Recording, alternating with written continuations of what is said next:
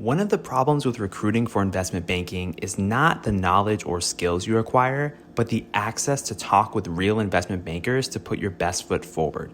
Our sponsor, WSO Academy, can provide those connections with 60 head mentors who are finance professionals at top firms like Goldman, Centerview, and JP Morgan. Imagine being able to get on the phone within 24 hours with one of the Academy's 1,300 mentors right before a critical interview. Get on the waitlist for WSO Academy today by clicking the link in the show notes or by visiting wallstreetoasis.com/academy.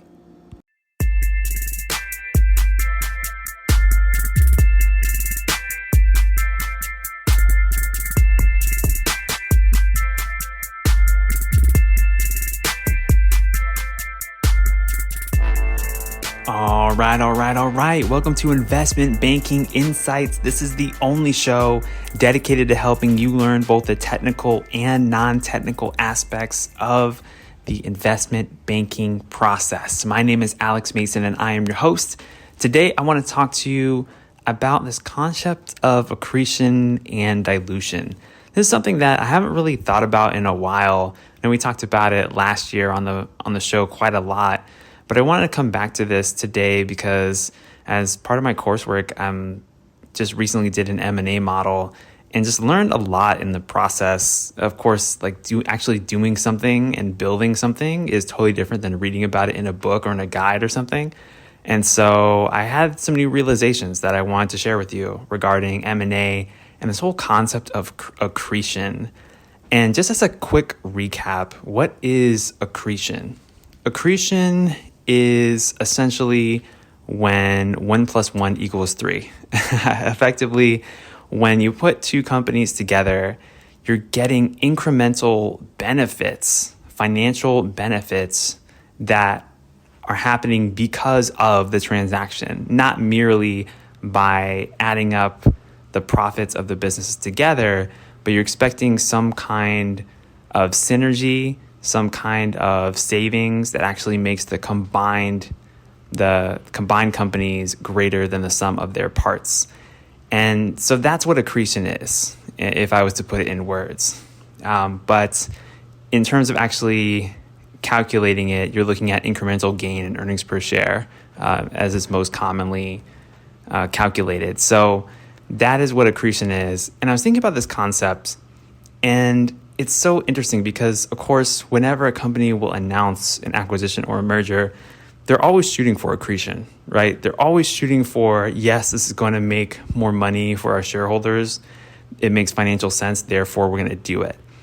But as I've been building my own model, I realized that there's so many assumptions that go into what actually drives accretion. And I want to go through what some of those things are and some of the potential pitfalls with accretion as a concept when you actually dig into it, and just some cautionary tales if you're building your own models out there.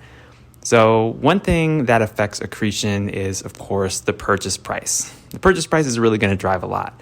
So if you have a company that is buying another company, let's call it the target, and it wants to buy the target at a 20% premium, things are going to be very, very different than if it buys it at a 50% premium.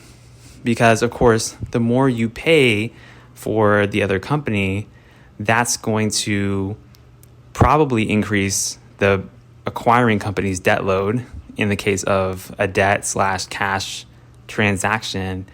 And so because of that leverage, you're going to be paying more interest expense, which is most likely more money than the interest that was being earned on the cash that the company otherwise could have had. Anyway, without getting too deep into the weeds, paying more for a company is going to make you less accretive by and large.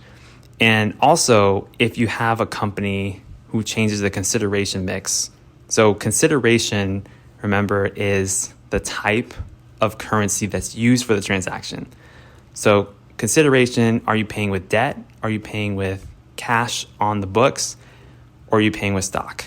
And you can even simplify this further to say either cash or stock, because usually the cash is coming from debt.